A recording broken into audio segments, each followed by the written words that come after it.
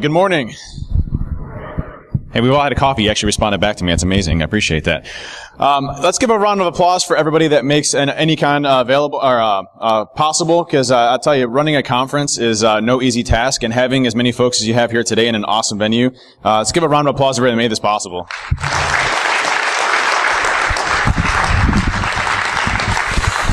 I remember when we first started DerbyCon, it was one of those, and by the way, apologies for the ticket sales stuff if anybody went through that whole debacle, but you can still tell we have no idea what we're doing in a lot of cases. But when we started DerbyCon our first year, it was one of those things where you're like, hey, we actually need sound. I didn't think about that. Or we need video cables or things like that. But luckily we have Adrian over there helping out, and I think we've gone through like 6 or 7 different video recording rigs because you keep changing them out. But we figure out what we do year after year.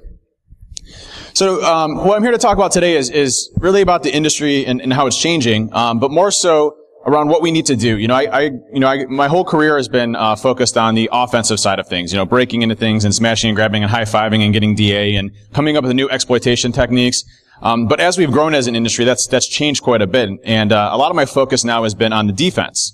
And that's important because it's made me a stronger tester on the offensive side by understanding what folks do on the defensive side. And it's a continual bar raising.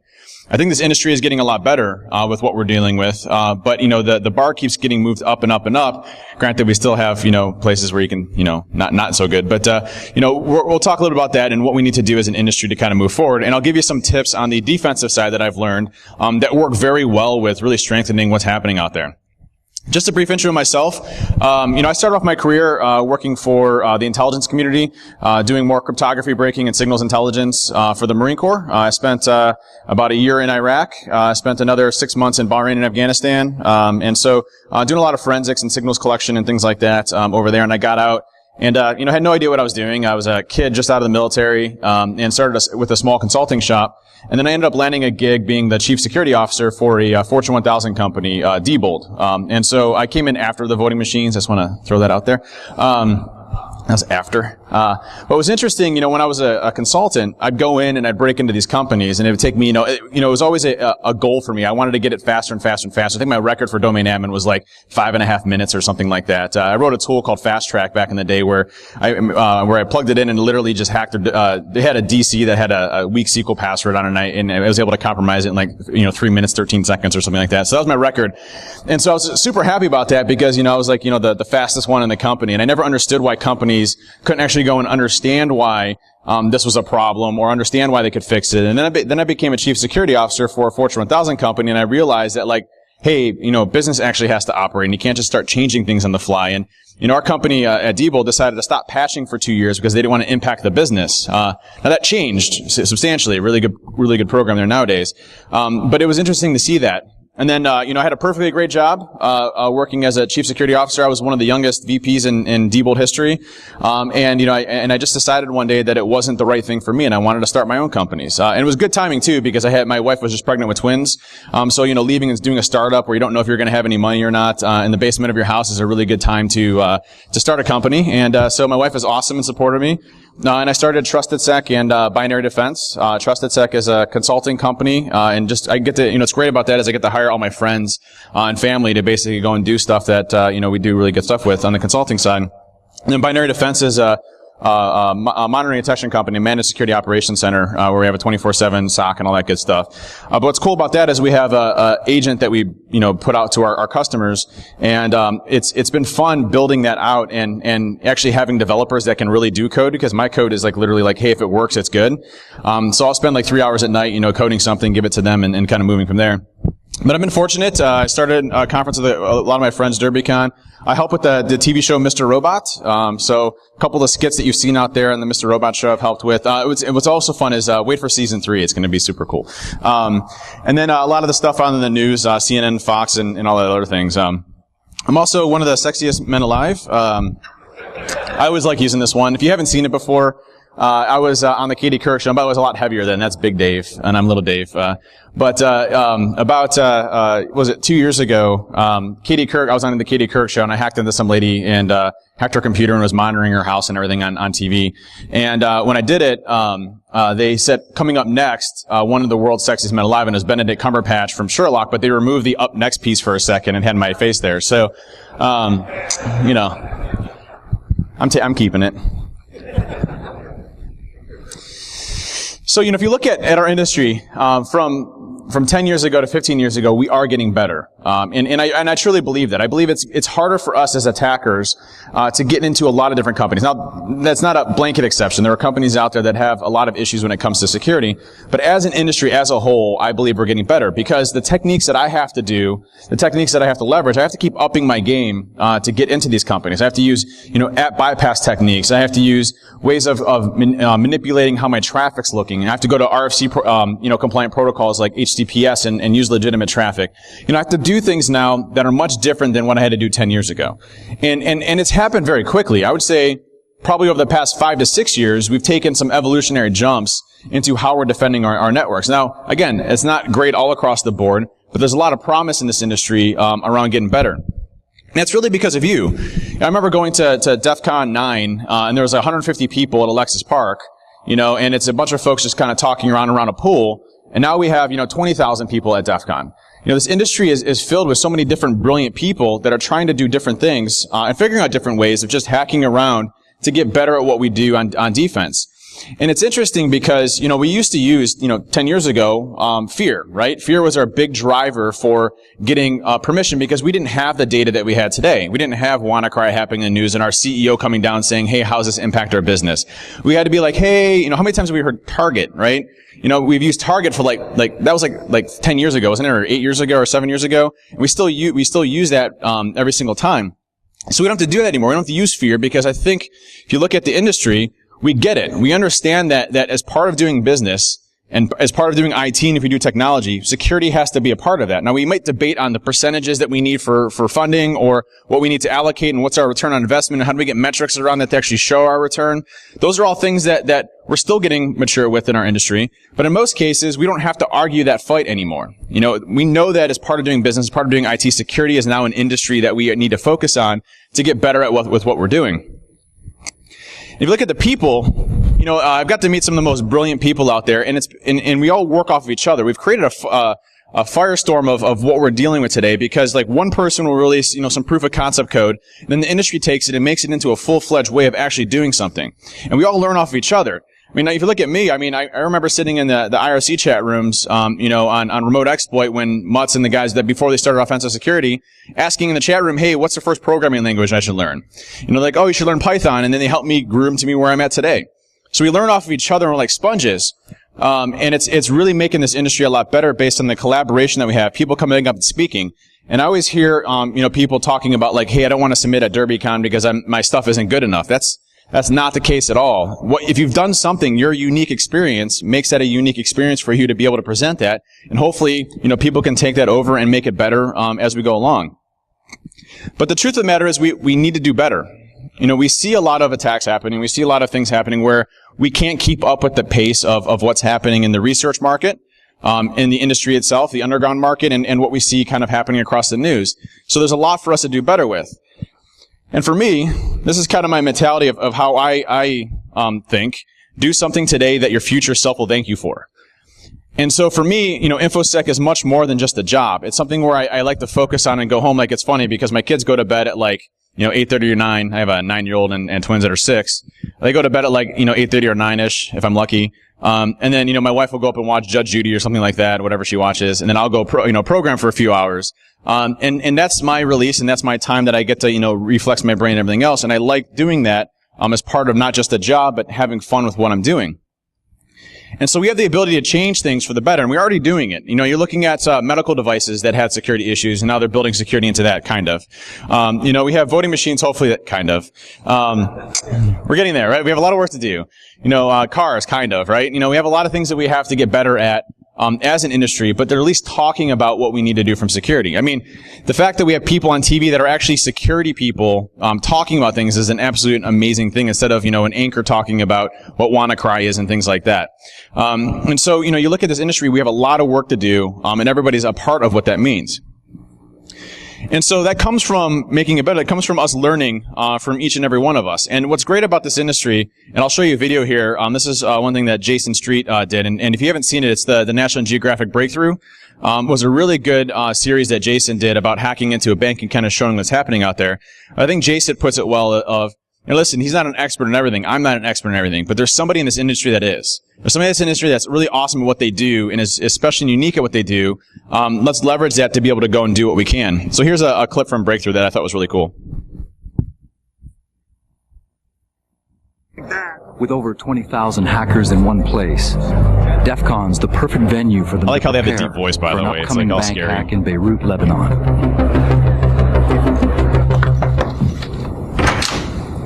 I mean, what's up? I thought you could break into anywhere. You couldn't even get in our hotel door. Screw you, man. Screw you. The beauty of this community is that I don't know all this in this one field, but I've got a friend who does. So what do you need? What do you want? Looks like a total drug deal, by the way. And, we're going all the way, so we're going to do the full penetration testing, everything, and full social engineering. Well, good news is I have an unpublished version of the social engineering toolkit where I just rewrote all the PowerShell injection techniques.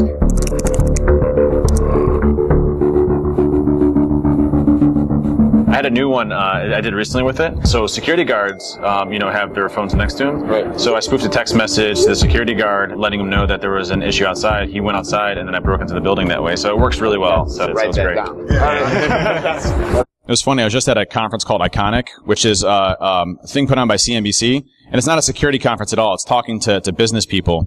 And one of the things I like doing, which is a really neat trick, is calling somebody up on stage. It's like, you want to kind of present that you're a magician, that you can do cool things on stage when it comes to non-tech folks. And so one thing I'll usually do is I'll come up on stage and I'll grab their first and last name. And then from there, I have a technique where I can grab their social security number, their date of birth, their home address, all that, their phone numbers and all that. And I can do it within about 30 seconds or so. So I had this lady come up on stage and I just asked for her first and last name. And she happened to be Russian, and I'm like, ooh, I don't know if I can pull Russian information, but she was a U.S. citizen, luckily, so I was able to pull her info. And so I grabbed all her info and I gave her her social security number. I showed it to her on stage. I didn't actually say her social security up on there, but I said, hey, are you 28 years old? She's like, yep, I'm 28. I'm like, you were born here. Yep. And she's like, so she started freaking out. She clammed up a little bit. I'm like, well, what's your phone number? I'm like, here's your phone number, right? And she's like, yeah, that's my cell phone. I'm like, do you have it with you? And she pulls it out, and I spoofed a number from her dad saying, hey, I'm in the hospital. Can you call me? And she looked at it and she looks at me and I'm like, that's just me. Don't worry. And so, that type of stuff is cool, obviously, from a magic perspective, because, it shocks the whole audience. And I think I scared everybody there, but, actually I did scare everybody there. It's sweet and scary. What's up, dude? Dudes! Of all the hackers here, few know tech better.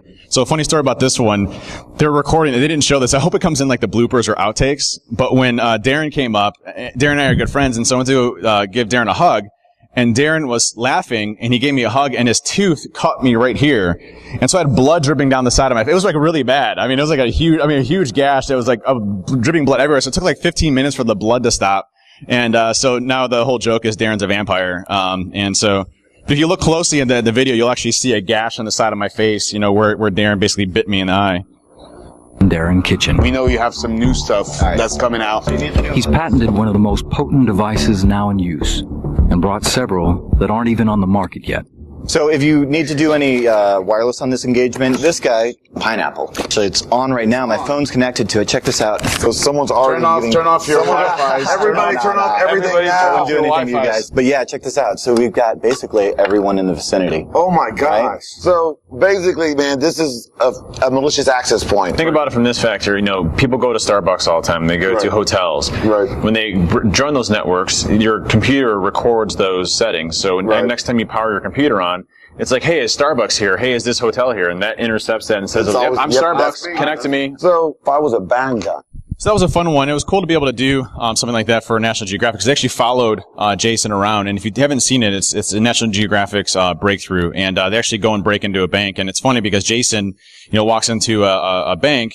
And he actually, just no credentials whatsoever. He asked the tellers behind. He's like, hey, I need to plug a USB device in here because I'm doing an audit. And she's like, "Oh, I'm really busy right now." He's like, "No, it'll only take a second. Can you please move?" And the lady moves, and he compromises the machine, and he goes to the next one, and goes to the next one, he goes to the next machine, he goes into the back office, he's plugging in USB devices everywhere, no one knows what's going on, and he just walks out all smiling, and this is in Lebanon, by the way, so he's like the only, American there, it's interesting what you can actually go and get away with, when you have some level of confidence, and obviously Jason and Khalil are some of the best. So, that's a good one around, this industry. If you need something, Jason may not be the best at PowerShell. He's absolutely fantastic at social engineering and breaking in.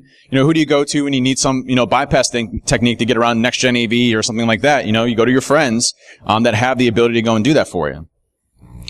So as an industry, what we look at, and this is where it took me a lot of maturity in my career, is that offense isn't always the best answer to things.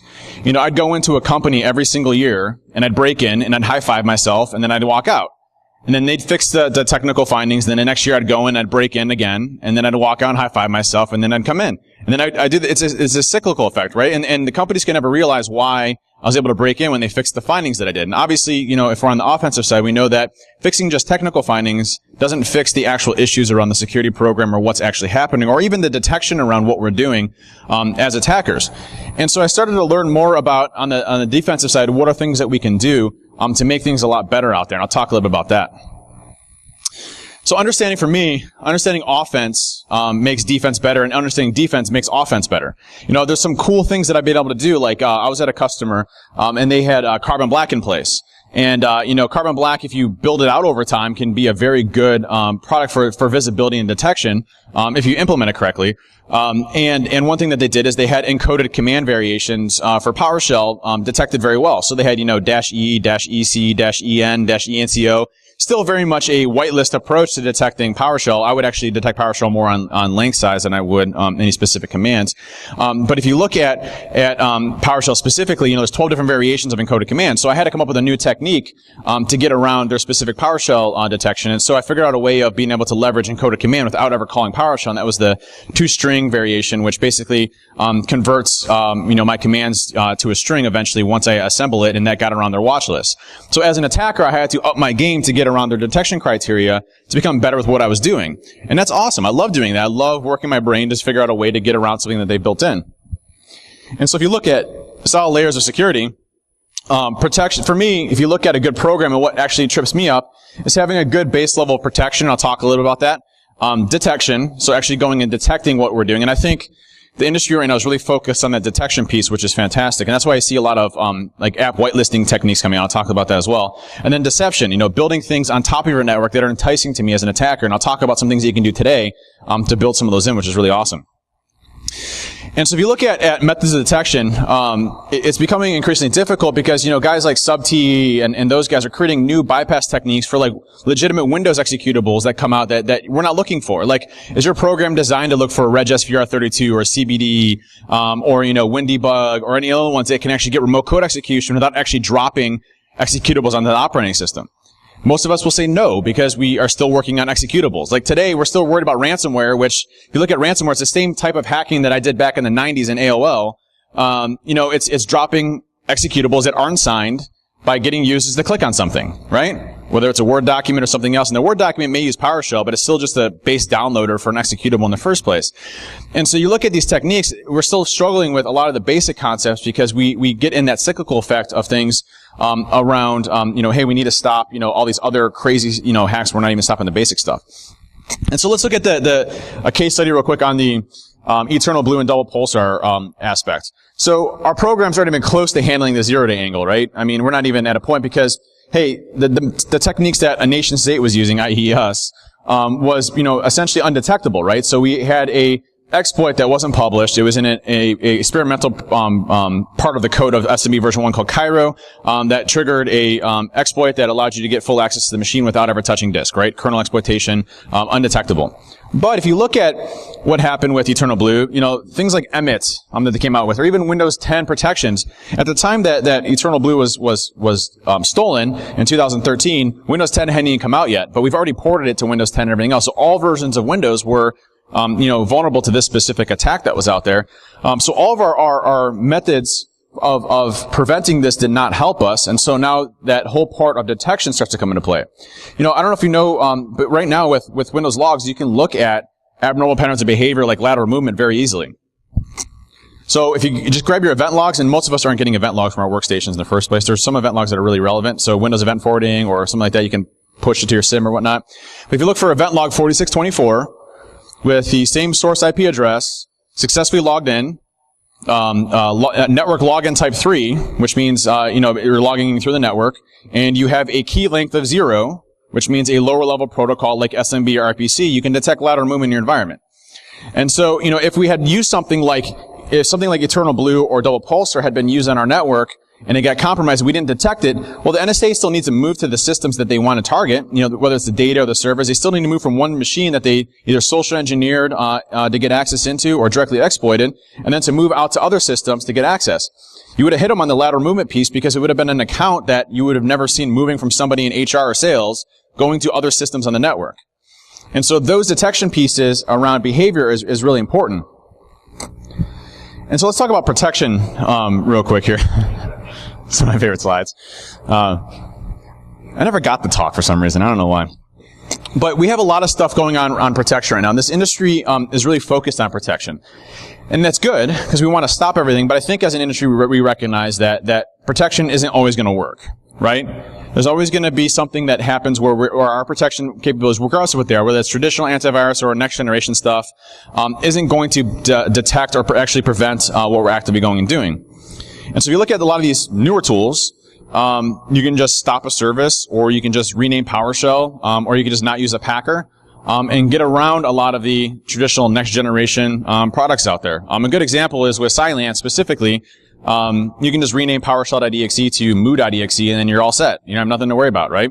Or you can just stop the service, and then you're all right as well. So, we know that things aren't going to actually work 100% of the time, whether the technology is good or not. We are going to have issues on the protection side. Now, when it comes to next generation stuff, I still, to this day, do not see things like machine learning or artificial intelligence actively working to stop us. And I think in about 5 or 10 years, it'll be something that is absolutely used. But the interesting part is that when it comes to humans, if we just had computers that were very predictable in everything that we did, and then we look for deviations of patterns in that, it'd be a completely different story. But we have this thing called human beings where we're very unpredictable in nature. One day we won't click a fish, and the next day we will click a fish, based on how that fish is used. And so machine learning and artificial intelligence becomes extremely difficult from a false positive perspective to be able to roll that out substantially across the board. And so if you look at where we're at today on a lot of the next generation product lines, it's not something that is actively stopping us as attackers. It's not something that causes us to raise our bar. The detection stuff is really what starts to get us when we're starting to do more targeted attacks. A lot of this stuff may be good for commoditized things, like, hey, someone's running an old, Sub-7 Trojan from 1990. Maybe it'll stop that. That's good. Or maybe not. It just depends. But, when it comes to the human element, that's the main piece. The good news is, I think Barracuda figured out how to stop all data breaches, so we can all go home now. Driving through an airport and saw that. The Cylance ones at Atlanta Airport or O'Hare, man, oh man, stops all the hackers, whatever the heck that is. But, the marketing is getting crazy with this industry. But for me, if you look at protection, I don't think these solutions are the right approach. I think known good is the right approach. I think understanding application whitelisting is a good approach. Like a good example, when everybody says application whitelisting, they start to freak out. Because we've tried it before and it failed, and it's probably been very difficult to implement. There's super easy things that you can do right now in your environment that make it substantially difficult. Like, hey, what is 94% right now of the current attack vectors? What do they leverage as far as like ransomware, commoditized malware? What do they use? What's that method that they use? Well, phishing for sure, absolutely. But what do they do on that machine afterwards? I said it a little bit earlier. Well, lateral movement right after they compromise, but what's the main purpose of like, how do they get code execution on the machines? In EXE, right? Still, they may use WScript, they may use PowerShell, but ultimately they're downloading a executable to run on that machine, right? Now, is a executable in your user's profiles, your downloads directory, temps directories, are those things that you should allow? No. Should you even allow unsigned executables in the first place? No, but sometimes we have these applications and things like that we wrote that sucked from like the 1990s, and we still have mainframe code and stuff like that, right? Now, we still have those use cases. But let me just take an example. 94% of the infection rates that we see today come from unsigned executables. So if you take device guard or application whitelisting or app locker, and you just say, hey, block all 9 code signing executables in users' profiles, what does that do? Reduces 94% of the noise, right?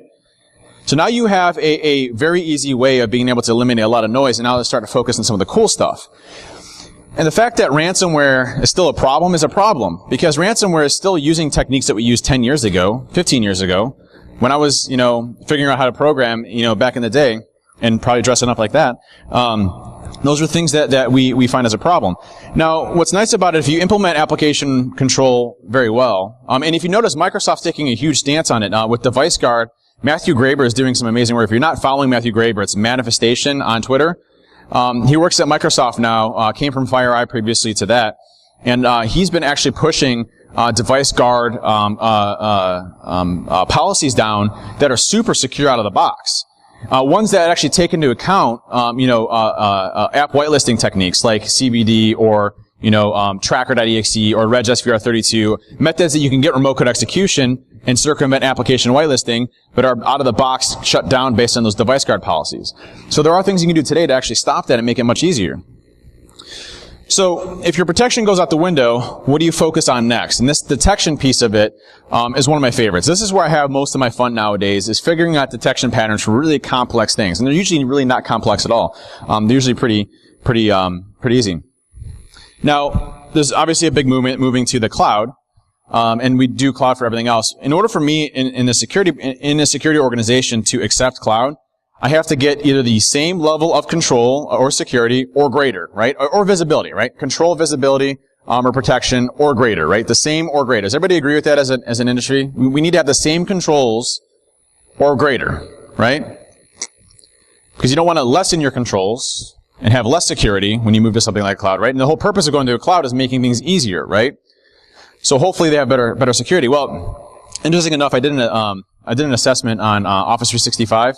And I took a look at what they call their Advanced Threat Protection, ATP. And what was interesting about this is it actually started off as a tiff, I guess is the best way of putting it, on Twitter. So a guy I know, Jose from CNN, had made a comment that like, hey, I just got this shady email, and the unsubscribe link would be cool if you put code in the unsubscribe link, to compromise a machine. And someone responded back to him. I hadn't even seen it. Someone responded back to him and said, hey, Dave's been doing that for years. There's a couple talks that he did on that. And it's funny because I use it all the time. I'll send like 5 or 6 annoying emails about taking a survey. And then as soon as they hit the unsubscribe link, I compromise the machine, right? It's totally evil, right? But it works really well. And so, with that specific technique, I responded back and I said, it works really well. And, an individual from Microsoft, and, this is not a knock on Microsoft at all. They have to deal with a lot, when it comes in. And they have a lot of employees too. This isn't a knock in any way, shape, or form. But one of the guys, from Microsoft said, Microsoft's Advanced Threat Protection would have stopped this. And I responded back, and I actually just gotten off of a assessment where I was taking a look at Advanced Threat Protection, so I knew it inside and out. But I couldn't release any of the information. So I responded back and I said, hey, my understanding, my experience is it maybe would not have stopped this type of attack. It probably, would need a little bit more controls on the endpoints and things like that to actually stop this type of attack, and I wasn't trying to knock him or anything, just being very polite. And the guy responds back, he's like, oh, I see what you're trying to do. You're just trying to rep your crap products. So when something like that happens, you get the whole I've been wronged on the internet, thing, and it was a Friday, and I had whole plans for the weekend, right? I had some friends coming over for dinner, I was taking the kids out to baseball games, all that, all canceled. Got my black hoodie on, right? And so I started taking a look at Advanced Threat Protection and doing my own research that I could use that wasn't outside of the NDA that I was doing for this other company. And so, it's funny because one of my buddies, Dave, that works at Binary, he came over with his wife for dinner. And I totally skipped dinner. I don't eat or anything like that, and he just has a picture of me in my room, like buckled down, in my office, programming and not even acknowledging anybody else is there. And so, I started taking a look at Advanced Threat Protection. And so if you look at ATP, it has two components, what they call their safe attachments and safe links, okay? Now, their safe links is the first thing I took a look at. Now, interesting enough, when you sign up for, when you have an E5 account or above, you're guaranteed to have, ATP as part of that, right? And then it's on top of their traditional, anti-spam stuff. Now, when I took a look at safe links, I started looking at what does it do, and could it protect against, commoditized attacks as well as advanced attacks? You want to see, do I have the same level of security or greater when I move to something like an Office 365 instance, right? And so, interesting enough with safe links, the first thing it does, which I thought was egregious, by the way, is when you get an email, it rewrites the URL, and when you hover over the link, it says Microsoft Safe Links. You don't even see the original URL. So what does that do? What do we teach our users to do? Now, they don't do it anyway, but what do we teach our users to do, right? Hover over the link to make sure it's a legitimate link, right? So now you've taken the end user and awareness piece of it and removed it out of the window, right? It's gone. So you no longer have that. But you could say, okay, well, if I have, the same or greater security controls with that link, and I trust Microsoft explicitly, sorry, I coughed in the middle of that, explicitly, what do we do at that point? And so what I started looking at is, what does safe links actually do to protect the user and the browser and the operating system from these types of attacks? Well, it doesn't do anything really. It has a whitelist and a blacklist of Microsoft sites that it is already predetermined as being malicious, and that's the only thing it does. It doesn't do any dynamic content expansion of websites. Let me repeat that. It does no dynamic content expansion of websites at all. Zero. None. Zip. I was running MS-14037, which is an IE memory corruption exploit that gets picked up by every antivirus. No problem. Remote code execution is no big deal. HTA droppers. I use old code, old viruses that get picked up in non-pack things, just to see if it even scan executables. No scanning of executables. You can literally drop an exe from the website itself. No issues whatsoever. So there's no security whatsoever on that component, right? And what's interesting is that if you get put on Microsoft's blacklist, you can just submit to get removed, and they remove you within 3 hours. So if you ever on a pen test and you get blacklisted by Microsoft, just go to their site and enter the IP address and say it was an accident, and they will remove that from you within 3 hours. So you're good. I ran into that in a fish one time, right? So those are and by the way, you get whitelisted for a larger period. You can be more egregious after you go through that exception process, which is awesome. So for safe links, it does absolutely nothing as far as security. Zero. Zip. And they may be getting better with that, right? And this isn't, again, not a knock on Microsoft. Think about what they have to do. They have to deal with millions and millions and millions of customers at an extremely large volume. So if you're actually doing dynamic content inspection of all those sites before they're clicking out, think about the infrastructure that they need to have in order to support that. It's substantially huge, massive. And they have an amazing team over there of really brilliant folks that are working on trying to get better. But in this case, it definitely, if you click the unsubscribe link, you definitely would have been compromised. Would not have protected you against that. The second component was safe attachments. Now, the first red flag for me as a business person would have been, when you get an email, it could take anywhere between 15 to 20 minutes to actually get that attachment, because it's doing its analysis. So as a business, you have to wait 15 or 20 minutes. 15 or 20 minutes to get your attachment. So your CEO that got an email, you need to wait 20 minutes or so. So yeah, I'm sure that's fine. I hear they are improving that, by the way, so it's going to go down 5 or 10 minutes, which is a little bit better, right? So when I looked at the safe attachments piece of it, I found that most of the stuff, if you're using common Excel documents with macros enabled with auto open, it would look at that and look and see if there's any code being run in there. But aside from that, it's pretty much Windows Defender signatures that they're going through and piping through it. So very little protection on the safe attachments piece as well, and able to get through that as well. So to me, is that equal or greater protections moving to a cloud infrastructure? No, I would need to route it through something else first and protect myself first in a different way than using something like that. But there is cool things you can do out of the box that you have available as free that you don't need to buy a next generation product line or anything like that. If you're not familiar with Sysmon, it's made by Sysinternals. It's free. It's awesome. There's actually Swift on Security has a Sysmon config that gives you a lot of details, but it's free from Microsoft. And there's so many things you can detect. You can detect Mimikatz, for example. Mimikatz spawns every time you launch Mimikatz, it imports vaultcli.dll. I mean, it's coming from a process that's not within, Windows or program files. It's probably a good indication that Mimikatz is being actively run in your environments. Recently, Sophos really hated Sysmon, but it crashed boxes. But they just released, as of yesterday, 6.0.3, which so they released 6.0.2 on May 22nd, which fixed the Sophos crashing. but unfortunately they completely removed image load, which is how you detected like almost everything. And so in 6.0.3, which was released yesterday, they fixed all of that, and now it does not crash anything as far as we've been able to tell. But Sysmon is amazing, and you use Sysmon. What it does is it exposes what's called event log tracing, ETW. And there's so many things you can do, like a process created, DLLs imported into memory. Process injection, you can determine process injection, SAM extractions, registry keys that are being hit, executables that are being dropped, registry modification. You can tune it to be whatever you want to get you that detection that you need in your environment. It's free. Why is this not installed in every single organization that we go into to get that into your environment to start building a lot of your detection criteria off of? It's really, really good. One of the main methods, I'll show you this in a second. There's the community edition. So if you go to github.com/SwiftOnSecurity, there's a Sysmon config there. And that has a lot of the detection criteria already to be able to do things like Mimikatz detection, hash extractions, even a lot of the application whitelisting bypasses like RegSVR32 and others are up on there. So a really good resource to be able to go and pull that. So shout out to Swift on Security and all the people that have taken that on as part of a community-driven thing. It's awesome. There's a technique that I use all the time, which is NPS or not PowerShell. One of our guys at Trusted Sec, Ben 10, wrote this, and there's other ways of doing it, by the way. But what you can do is you can call system.management.automation.dll and system.management.automation.na.dll. And what you can do is you can actually leverage PowerShell without ever calling PowerShell.exe. And why that's important is a lot of our detection around PowerShell is based off of looking for PowerShell.exe spawning and then looking for indicators in that, right?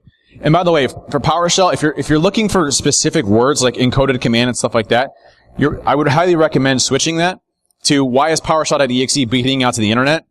Like that one alone is a good indication, right? Or the length of the commands, like why is someone running 255 character PowerShell command, in my environment? That's not legitimate, right? And most of these tools, by the way, and this isn't a knock on any tools, but most of these tools like Carbon Black and others that do the visibility, as soon as you actually go into PowerShell.exe, you lose all visibility because they're not using script block logging or anything like that to actually identify what's happening behind the scenes and interpreting. So you have large gaps of visibility right now in PowerShell. But what you can do to detect things like non-PowerShell that are calling PowerShell is if you see an executable that's not PowerShell.exe or PowerShell_ISE.exe calling those two, that's probably a good indication that there's something going on there to where you have that being called. Now, there's a couple things that we'll call like the .NET libraries and things like that. We'll call those, so you might have a few false positives at first to tune out, but really it's really easy to detect that. Suspicious processes. Why is MS Build calling out to the internet? Why is RegSVR32 calling out to the internet? By the way, RegSVR32 is probably the new hotness right now, so if you're not looking for RegSVR32, I'd heavily recommend looking for that in your environment. The reason why RegSVR32 is a big deal right now is because it's proxy aware. So it has its own built-in browser and it's proxy aware, and you can literally download what's called STT files from the internet and have it remotely execute code directly. And by the way, just by blocking .sct files doesn't work. It could be any document type. It can be any format type. It doesn't need to be .sct file. So I usually just use .xml or .txts and then download the sct file directly into memory and then execute and get remote code execution without having to call anything. And so if you see RegSVR32 or CBD or MS Build or RunDL32, I'd highly recommend those. The new, if you take a look at Matthew Graber's recent post that happened like 2 days ago, he released that configuration for Device Guard. It has all of these known bypass techniques built into that policy, and you can just grab those executables. And if you ever see them running in your environment, going out to the internet, that's a good indication that something's actively wrong. So, highly recommend those. Pass the hash detection. Event ID 4624, login type 3, key length 0, and the account NTLM SSP. That's how you detect pass the hash. Really easy. So you can detect pass the hash in your environment. That's one that we actively still use today to go and use. Now, granted, we shouldn't have the same local admin account on every single machine and be able to move laterally that easily, but we still do in a lot of cases. And now with the new version of Mimikatz, they removed, you're familiar with the W-Digest flaw with Mimikatz? Right, so you can inject into LSASS and grab that undocumented feature of W-Digest and extract clear text passwords out of memory. Well, they fixed that in Windows 8.1 and above, but it's just a registry key. So you can either change that registry key from a 0 to a 1 or a 1 to a 0, and then you still get, and then boot them off, and then when they log back in again, you get their username and password and clear. But what's nice about the new version of Mimikatz is now they added support so that even if you don't get the clear text password in memory, you get the LM and NTLM hash from memory itself. So you still get the hash values off of that, and so they didn't really fix the specific issue of that specifically. So you can get the domain admin, so the domain username and password off of that specifically. So a lot of good stuff right there. The thing about detection is it's hard work. We go in most companies, and what they don't understand is the attack side of it, because they're primarily focused on the defensive side of it and putting out fires.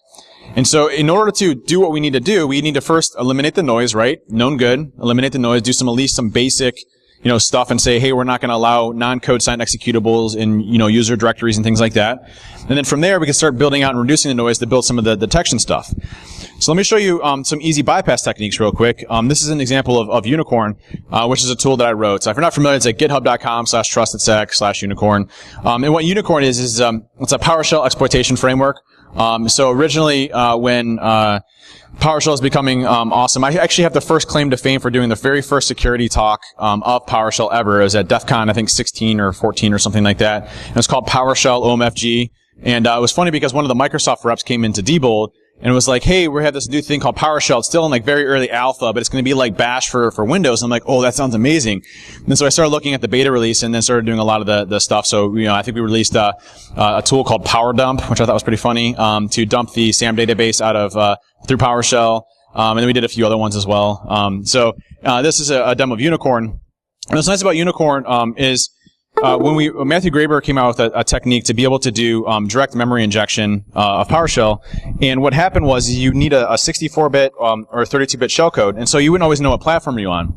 And so what I did is I started doing some research, and I found out that, hey, within PowerShell, I can query, the operating system and see if I'm in a 64 or 32-bit platform. And if I'm in a 64-bit platform, downgrade my process to a 32-bit process, and then execute my shellcode with native 32-bit shellcode, so I don't have to store both of them and inject one, have it crash, and then inject another and have it work successfully. And so this incorporates what's called the x86 downgrade attack into Unicorn. Now, the newer version of it heavily obfuscates everything, so it never actually calls PowerShell itself. So if you're looking for things like PowerShell or IEX, invoke expression, or encoded command, it's not going to actually go and detect it. So here's one right here. So I'm going to run Unicorn. And any cool hacker tool has to have ASCII art, and so the Unicorn has fiery eyes from it. It was actually funny with the fiery eyes. I was in the middle of teaching at Black Hat, and one of the students was like, "It'd be awesome if his eyes were fiery." And so we went on a break, and by the time he came back, I already had a pull request up to get the fiery eyes in there. But with Unicorn, there's a few different methods you have. You can do macro injection, so it'll actually create a macro that uses PowerShell injection directly into memory through Excel and through macros. So, it never actually touches disk from that perspective, which is really good.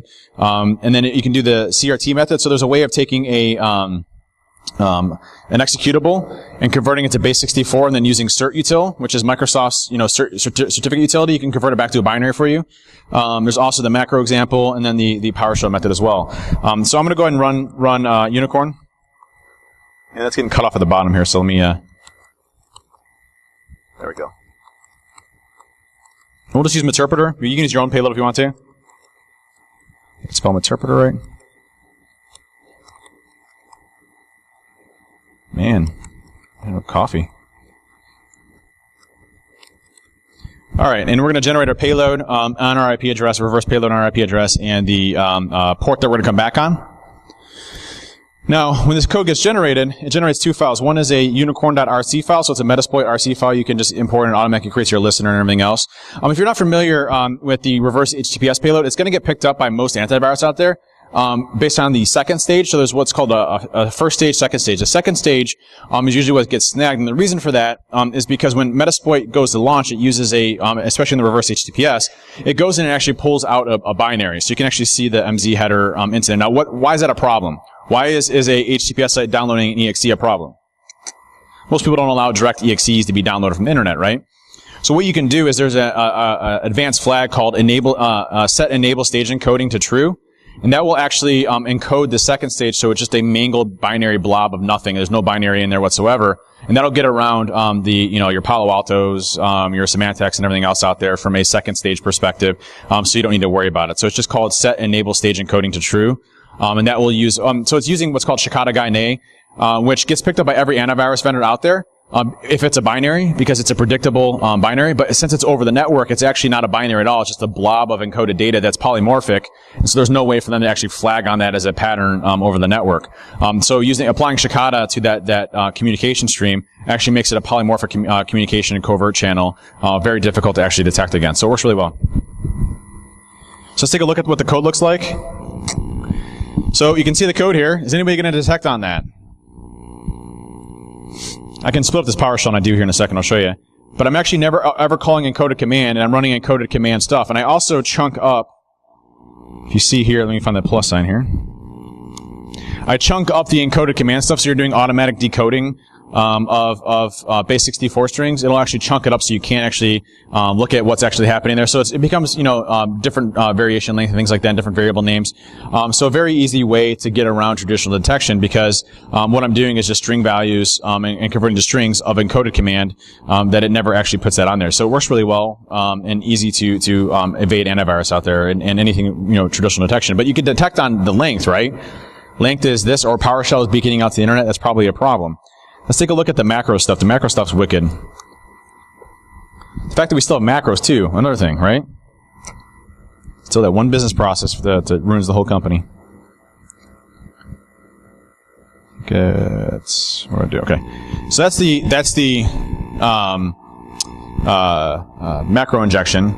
And again, this one isn't even ever even called PowerShell. Notice here, I add them together to get PowerShell. So you don't even ever see PowerShell in the actual code itself, and it chunks everything down. And what's nice about this one is it, when it runs, it says the document appears to be made from an older version of Microsoft Office. Please have the creator save to a newer and supported format, and then it closes it out after it compromises the machine.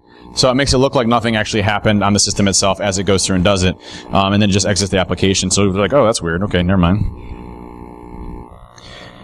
So detection becomes hard. So what happens when you have all this great detection and they circumvent that layer? So we have protection, circumvented protection. What happens if you have detection and they circumvent detection? That's where we start getting the really cool stuff around deception. And deception's fun, because this is creating stuff that I would go for as an attacker that are out there. And there's so many cool techniques that you can leverage to go and do deception. One of my favorite techniques today by far is this. And a couple of good ideas, like, create a domain admin account and make it like, legacy mainframe service account, okay? And put in the description of that account, say this password cannot be reset. We know it's a weak password, but we need it for this application. Need to change later, okay?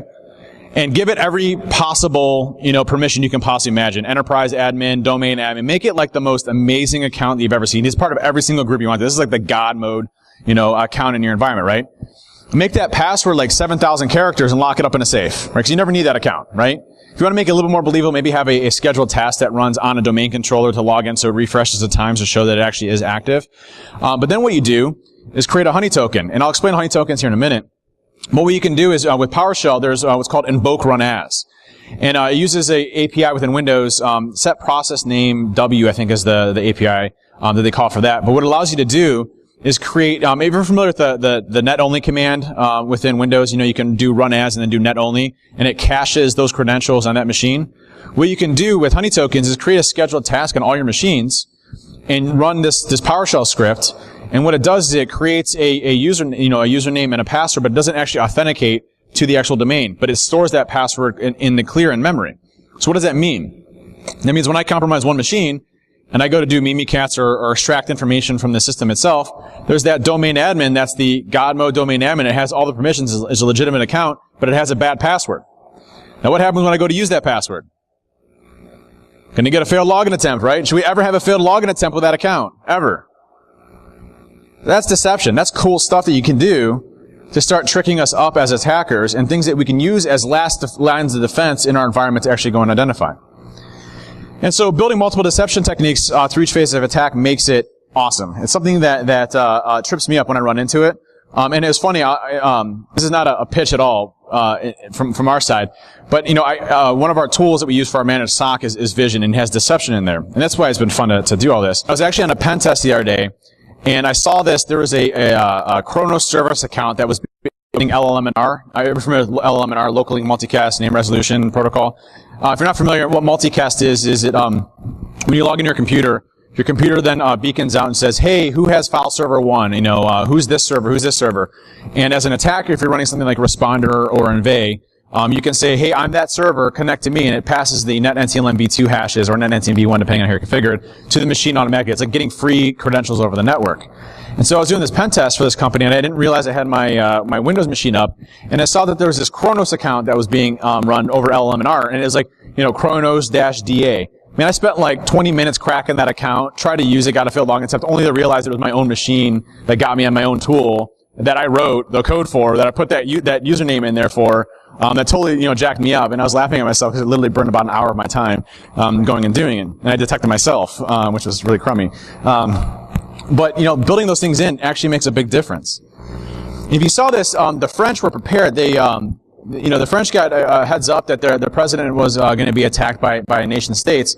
And so they actually created a whole environment around deception. They laid fake information out there, fake infrastructure for them to go and hack, fake documents. They had a whole team dedicated to putting misinformation out there so the hackers would go after these different areas. It worked. They released a bunch of data that was garbage, that had no relevance whatsoever to what they were trying to do and had no impact on the elections as far as we know. And so if you look at our areas that mess with attackers, everything from the intelligence gathering phase, to where they start building their threat models that go after us, to the vulnerability analysis, exploitation, and post-exploitation. We can build deception in to each one of those areas so we have another layer of defense. And so if you look at like doing fake users on LinkedIn, making them, highly sexy in nature so that, we expose CEOs' email addresses everywhere, and we have them go, the wire transfer frauds go to a different location now instead of our CFO. Those are the things that you can do with deception based off of how they do information gathering. Have somebody monitor those accounts that, when they're trying to send emails, it doesn't, might be something legit, but it should be its own dedicated security program. I think we're at a point now in the industry where, the industry needs to have its own deception vertical in their company that only focuses on the deception pieces of it than just anything else that we're doing. And so if you look at some of the basics, there's things that you can do right now, like randomized ports on every workstation. That's a great example, right? So someone's port scanning your environment, you have a good idea that they're going after your environment itself. What I like doing is I wrote a tool called Artillery, and a lot of times in your organization you'll have externally facing IP addresses that you're not using, or ports that you're not using. So why not just NAT them to an artillery box with fake ports everywhere, and then when you're getting sweep, just automatically block them and reduce your noise, right? So you're reducing the intelligence gathering phase of most of these things out there and have it automatically shut and block them. It makes it a lot easier. On the inside, just sit there and listen and wait for those to actually hit. Honeydocs are a good one as well. What's great is with the CIA leaks, we get some cool code. So in Vault 7, they released a technique that you can do a watermark that beacons out and lets you know when that document was opened. So create awesome, cool, password, domain admin password.xls all over your file shares, and have it beacon out to a server. And if you see an indicator from that, it's a good example, right? Those are key examples of being able to do it. And it'll actually beacon out and do that as well. Kerberos tokens and clear text passwords in memory. If you go to github.com/fuzzy security, there's a evoke run as that I talked about that will create that PowerShell script that can do the username and password directly into memory. Really good example from that side. Creds in the clear. There's Ben 10 created one called Invoke Honeycreds, and it will actually send fake LLM&R across your network with usernames and passwords. Now, there's a really cool way of actually detecting this. There's an event log that is called explicit credentials were used to log in. Now, if you use Honeycreds, you can do a randomized username and password that's not legitimate in your domain. Should those credentials ever be used in your environment? No. So if you see explicit credentials were used to log into this remote system, you know you have an attacker's machine in your environment. So a good active hunting exercise that you can actually go and do, or have it run as a scheduled task and report that log out there. Creating user accounts, create a local admin account. Make sure that they're the same name-wise across all your system, and use something like Laps, which is free from Microsoft, and it randomizes all the local admin passwords. And just watch for failed login attempts on those. So with those three concepts around protection, detection, and deception, we got to come up with a cool acronym. PDD doesn't sound cool. I'm trying to rotate those around or something. But with those three concepts, you have a much better chance at stopping attacks both in the early stages of an attack all the way to the very end. And we don't, I think as an industry, we know that Susie in IT and Bob in sales is going to get compromised, right? We don't necessarily care about their one machine. What we want to stop them from doing is getting access and exfilling the data that they need or they're going after out of the company. One person getting hit with ransomware is less of an impact than 500 people getting hit with ransomware, right? And so if we can stop those early warning stages and stop them in the early stages of that breach, we have a much better chance. And those different layers really make a big difference when it comes to what we're seeing out there. The thing is that we need to learn from each other to do this. The industry of deception is getting pretty awesome. There's a lot of good people writing good things like Ben 10 and Fuzzy Security, a lot of the other ones. Deception is something that you can incorporate into your environment now that doesn't have an impact on systems, but creates a whole different level of visibility that you didn't have before in the past. And so, last thing I'll cover with is just make a difference. Write some cool code around deception or detection. Find out a new detection criteria that you're seeing out there. Those are the cool things that you actively get to do. We detected this cool file list persistence methods where they would use PowerShell and MSHTA to use registry keys to maintain persistence in an environment without ever having to touch stuff on the disk. That's cool stuff, right? And we need to share that information and get it out so that people understand how to detect that stuff. Those are the things that we need to do to get better as an industry. And just because I'm on the offense doesn't mean I can't be awesome at defense as well. So with that, thank you very much. If you want the slides, available here. Thank you. And let's give another round of applause for everybody that makes ANYCon possible. The sound, the equipment, the building, everything. Thank you very much. I appreciate it, everybody. Thanks.